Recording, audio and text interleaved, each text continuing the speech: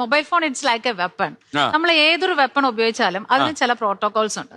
ഇപ്പൊ നമ്മളൊരു 100 പേരൻസിനെയോ അല്ലെങ്കിൽ 100 പല മേഖലകളിൽ വർക്ക് ചെയ്യുന്നവരെയോ വിളിച്ചു നിർത്തിയിട്ട് എന്താണ് മൊബൈൽ ഫോൺ കുട്ടികളുടെ കയ്യിൽ കൊടുക്കുമ്പോൾ അവർ അറിയേണ്ട ബേസിക് കാര്യം എന്ന് ചോദിച്ചാൽ അറിയില്ല. അറിയാതെ കുട്ടികൾക്ക് ഫോൺ ഇൻഡ്യൂസ് ചെയ്ത് കൊടുത്താൽ ഇതല്ല ഇതിനപ്പുറവും നടക്കും. കാരണം ഒരു 0 to 3 years ഏറ്റവും കൂടുതൽ കാണുന്നത് developmental delay, social interaction, communication issue, then ഒരുപാട് ഇഷ്യൂസ് ഉണ്ടാവും. ഇത് കഴിഞ്ഞതിന് ശേഷം നമ്മൾ കാണുന്നത് ഒരുപാട് ഇമോഷണൽ ഇഷ്യൂസ് കാണും. അതിനുശേഷമാണ് ഗെയിം അഡിക്ഷൻ ഉൾപ്പെടെ എല്ലാം ഉണ്ടാവുന്നത്.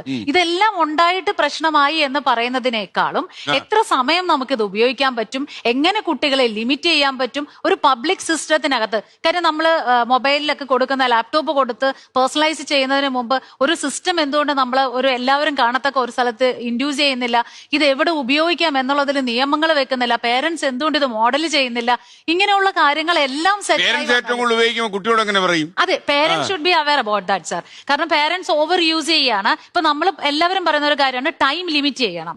എത്ര ലിമിറ്റ് ചെയ്യണം? ടൈം മാത്രം ലിമിറ്റ് ചെയ്താൽ മതിയാവും. അത് ഏതൊക്കെ സമയം ഉപയോഗിക്കാം, occasion is also very important. പിന്നെ അവിടെ പറയണ്ട ഈ ആപ്പുകളെ കുറിച്ച്.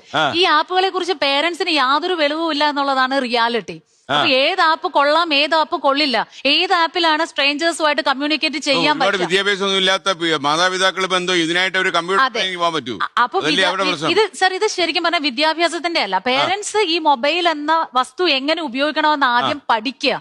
കുട്ടികളെ സംബന്ധിച്ച് ഇപ്പം മക്കളെ വളർത്തുന്നതിനോ അല്ലെങ്കിൽ ഫോണിന്റെ നിയമങ്ങൾ പഠിപ്പിക്കുന്നതിനോ വിദ്യാഭ്യാസം സെക്കൻഡറി ആണല്ലോ സർ. കാര്യം മാഡം പേരൻസിന് പഠിക്കലൊന്നും പ്രാക്ടിക്കലി പോസിബിൾ അല്ല. ആ പിള്ളേരോട് തന്നെ ചോദിച്ചു പഠിക്കേണ്ടി വരും.